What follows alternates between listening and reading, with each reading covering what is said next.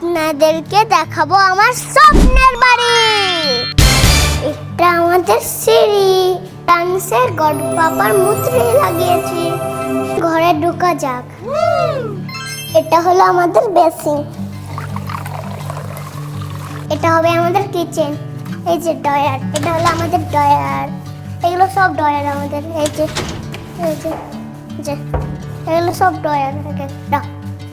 চলুন এবারে দেখা যাক আমার বেডরুমটা। এইটা আমি চয়েস করেছি, পিঙ্ক কালারটা। এটাও আমি চয়েস করেছি। এইগুলো উইন্ডো, এরকম করতে হয়। এটা হলো আমাদের উইন্ডো। ওইটা হলো আমাদের পুরনো বাড়ি। এটা হলো ফার্স্ট বেডরুম। ওই পাশে আর একটা সেকেন্ড বেডরুম আছে, আপনাদেরকে সবই দেখাবো।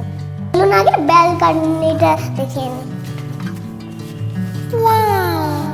এই যে আমাদের ব্যালকনি, দেখেছেন কত উপরে বাবা। এই টাইলস গুলো সব আমি চয়েস করেছি। চলুন সেকেন্ড বেডরুমটা দেখাই। চলে এসেছি সেকেন্ড বেডরুমতে। এই খাটটা কেমন হয়েছে বলুন তো? কিন্তু কোনো কাঠের খাট না, এর উপরে একটা প্লাই দিলে খাট হয়ে যাবে। আইডিয়াটা ভালো লাগলে আপনারা এইভাবেও খাট করতে পারেন। এটা কিন্তু আমার স্বপ্নের ঘর। আপনাদের ভালো লাগছে? ভালো লাগলে একটা লাইক করবেন।